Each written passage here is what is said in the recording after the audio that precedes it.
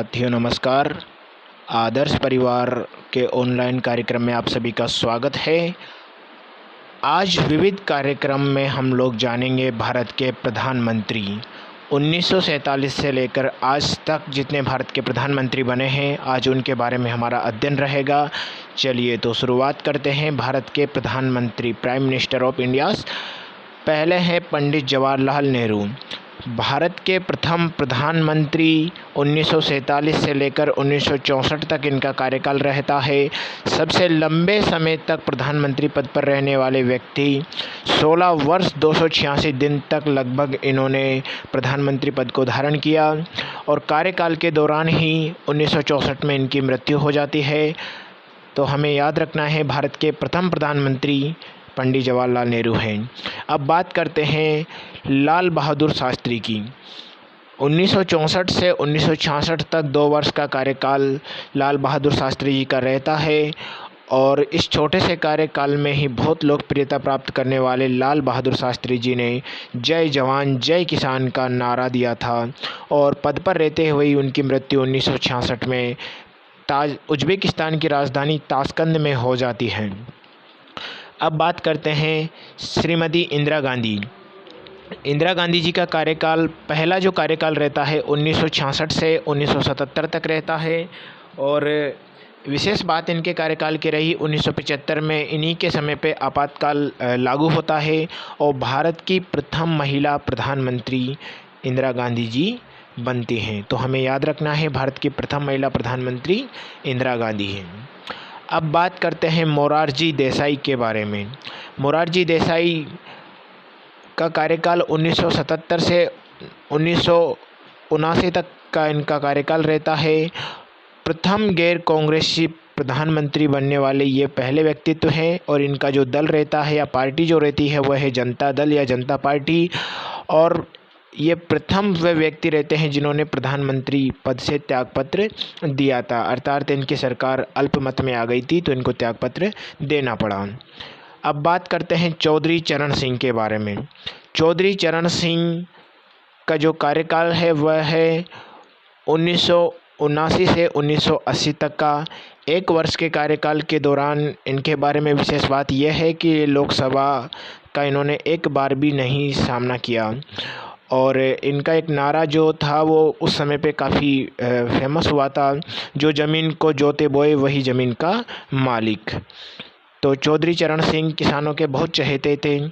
अब बात करते हैं श्रीमती इंदिरा गांधी जी की। इनका जो अगला कार्यकाल है वह 1980 से लेकर 1984 तक रहता है और 1984 में ही प्रधानमंत्री पद पर रहते हुए इनकी मृत्यु या हम बोल सकते हैं उनकी हत्या हो जाती है। और इनके कार्यकाल में इन्होंने जो भी डिसीजन लिए उनके कारण ये अपने एक उपनाम आयरन लेडी के नाम से मशहूर रही। अब बात करते हैं राजीव गांधी की। राजीव गांधी जी का जो कार्यकाल है वह है 1984 से 1989 तक का और ये भारत के सबसे कम उम्र में प्रधानमंत्री बनने वाले व्यक्ति रहते हैं। और मोरारजी देसाई जी भारत के सबसे अधिक उम्र दराज प्रधानमंत्री बनते हैं। तो सबसे कम उम्र के प्रधानमंत्री राजीव गांधी बनते हैं और सबसे अधिक उम्र के मोरारजी देसाई बनते हैं। अब बात करते हैं वीपी सिंह अर्थात विश्वनाथ प्रताप सिंह। इनका कार्यकाल 1989 से 1990 तक का रहता है और एकमात्र अभी तक ये ऐसे प्रधानमंत्री रहते हैं जिन्हें अविश्वास प्रस्ताव द्वारा हटाया जाता है। अगले प्रधानमंत्री जो हैं वह है चंद्रशेखर और चंद्रशेखर जी का कार्यकाल 1990 से 1991 तक का रहता है और इनकी जो पार्टी थी वह समाजवादी जनता पार्टी थी। तो पीएम चंद्रशेखर भी 1 साल के कार्यकाल को पूर्ण करते हैं। उसके बाद आते हैं पीवी नरसिम्हा राव। पीवी नरसिम्हा राव जो प्रधानमंत्री पद ग्रहण करते हैं वह 1991 से 1996 तक के बीच के कार्यकाल को ये संबोधित करते हैं और जब इन्होंने पद ग्रहण किया था उस समय पे ये दोनों सदन अर्थात ना तो लोकसभा ना ही राज्यसभा किसी के सदस्य नहीं थे। और इनके समय की एक महत्वपूर्ण घटना जो 1991 में घटित होती है, एलपीजी भारत ने लागू किया, लिबरलाइजेशन, प्राइवेटाइजेशन, ग्लोबलाइजेशन। तो एलपीजी के समय भारत के प्रधानमंत्री पीवी नरसिम्हा राव थे और वित्त मंत्री आपने सुने होंगे डॉक्टर मनमोहन सिंह। तो इन्हीं के मॉडल को बोला जाता है राव मनमोहन फॉर्मूला। अब बात करते हैं अटल बिहारी वाजपेयी के बारे में। भारत के 11वें प्रधानमंत्री अटल बिहारी वाजपेयी का जो प्रारंभिक कार्यकाल रहता है वह मात्र 13 दिन का रहता है और अभी तक सबसे छोटे कार्यकाल वाले प्रधानमंत्री के रूप में इनका नाम भारतीय इतिहास में लिखा जाता है। इनका कार्यकाल जो रहा वह 16/5/1996 से 1/6/1996 तक 13 दिन तक इनकी सरकार चलती है। उसके बाद ये सरकार इनकी गिर जाती है और ये भारतीय जनता पार्टी से ये पहले प्रधानमंत्री बनते हैं।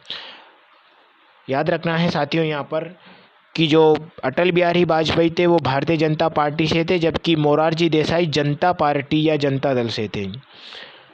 अब बात करते हैं भारत के 12वें प्रधानमंत्री एच.डी. देवगौड़ा की। तो एच.डी. देवगौड़ा का जो कार्यकाल है वह 1996 से 1997 के बीच का रहता है और ये भी जब प्रधानमंत्री पद ग्रहण करते हैं ना ही राज्यसभा और ना ही लोकसभा के सदस्य रहते हैं। ये उस समय पे विधानसभा या कर्नाटक विधानसभा के सदस्य रहते हैं। अगले प्रधानमंत्री हैं इंद्र कुमार गुजराल। इंद्र कुमार गुजराल का कार्यकाल भी 1997 से 1998 तक रहता है। उसके बाद पुनः अटल बिहारी वाजपेयी की सरकार बनती है 1998 से लेकर 1999 तक। तो फिर से ही अपने कार्यकाल को संचालित करते हैं। फिर उसके बाद अटल बिहारी वाजपेयी ही पुनः प्रधानमंत्री बनकर आते हैं और एक अपना पूर्ण कार्यकाल जो ये पिछले 2 कार्यकालों में नहीं कर पाए थे, इस बार ये अपना पूर्ण कार्यकाल 1999 से 2004 तक कंप्लीट करते हैं। और इनके बारे में एक उपलब्धि है कि ये यूएनओ में हिंदी में भाषण देने वाले भारत के पहले प्रधानमंत्री थे। अब बात करते हैं डॉक्टर मनमोहन सिंह के बारे में। 2004 से 2014 तक का 10 साल का लंबा कार्यकाल, लगातार 2 कार्यकाल को ये कंप्लीट करते हैं। और इनके बारे में एक ख़ास बात यह है कि ये आरबीआई के गवर्नर भी रहे हैं। और जब एलपीजी लागू हुआ था तो हमने चर्चा करी थी कि ये जो पीवी नरसिम्हा राव थे उनके समय पे ये वित्त मंत्री थे। अगले जो प्रधानमंत्री वह हैं नरेंद्र मोदी। 2014 से लेकर अब तक का इनका जो कार्यकाल है वो है और इनकी जो दल है वह है भारतीय जनता पार्टी और इनके समय में ही 2017 में जीएसटी लागू हुआ था। तो साथियों ये हमारे प्रधानमंत्री 1947 से लेकर अब तक जो थे हम लोगों ने कंप्लीट कर लिए हैं। अब आज के कोटेशन की बात करते हैं। एक चिंतक के दिमाग में आने वाले विचारों के तूफान को बेहतरीन गुरु या ठोकरें शांत कर देती हैं। कहने का मतलब यह है कि अगर नकारात्मक सकारात्मक जो भी चिंताएं व्यक्ति के मन में आती है, एक बेहतरीन गुरु उसका समाधान कर सकता है। आदर्श परिवार निःशुल्क कोचिंग क्लासेस से जुड़ने के लिए कॉन्टैक्ट नंबर 9644532840 या फिर 9131951948 पर आप संपर्क कर सकते हैं। आज के कार्यक्रम यहीं तक। सभी को धन्यवाद।